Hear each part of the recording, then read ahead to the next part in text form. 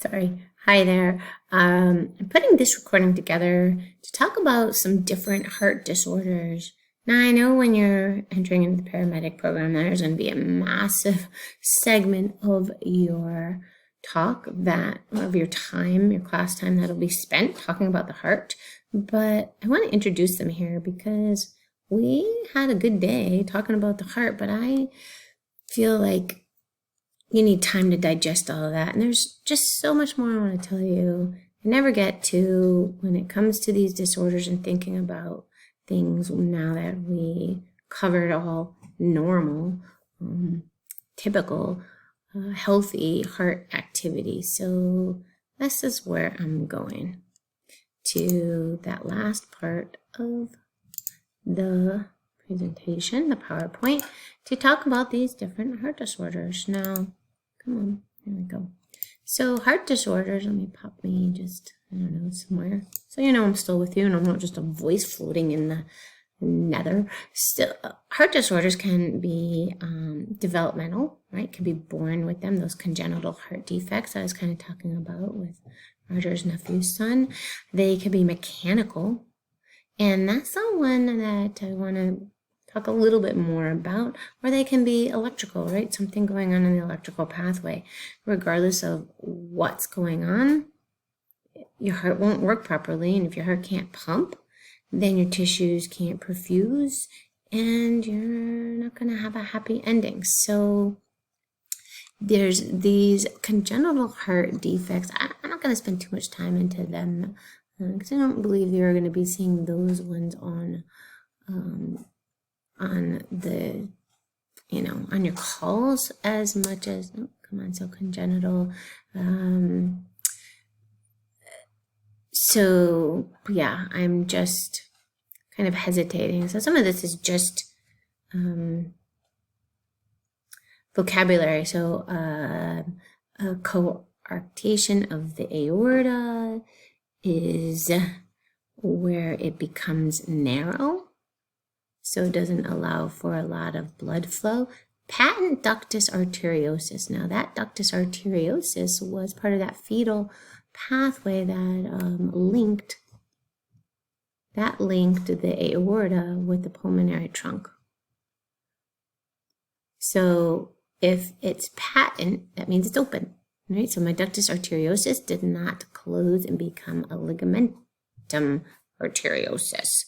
A septal defect, you might see that with an infant. There's a hole in the wall, either between the atria, which we know is a part of, I'm trying to back up here. We know that there is a hole between the atria as part of fetal circulation, the foramen ovale, or there could be a hole between the ventricles, ventricular wall, right? Interventricular septum defect. Tetralogy of Fallot, that one is, that's a tough one. Do I have a picture of this? Oh, I think it was early, hang on. So I thought we saw it in one of these things. Nope. All right, we didn't. The tetralogy of Fallot is tetralogy, 4 things wrong. This condition, which is treated with surgery. I'm reading it, so if you're wondering where my eyeballs are, the aorta is coming off of both ventricles instead of just the left ventricle. The pulmonary valve going to the pulmonary trunk is stiff, so it's stenotic, and you have an enlarged right ventricle. You have a whole lot of mixing of blood from both sides, decreased flow of blood to the lungs because of that pulmonary valve. So repair is pretty successful. Now, another sort of mechanical defect is congestive heart failure. Congestive heart failure is when one side is failing now, or blood is allowed to go backwards. So it can be the heart failing, but what I wanted to talk about was, what about when the valves are failing?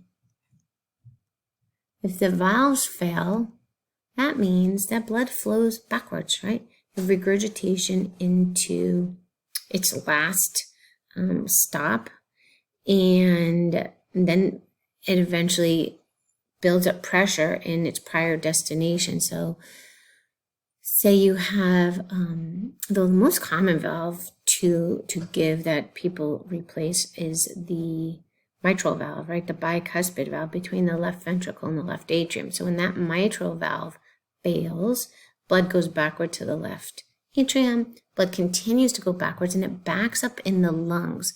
So while the left ventricle will be working harder to pump blood, if it's failing and blood isn't going where it needs to go, it's backing up in the lungs, that's going to cause pulmonary edema, fluid collecting in your lungs.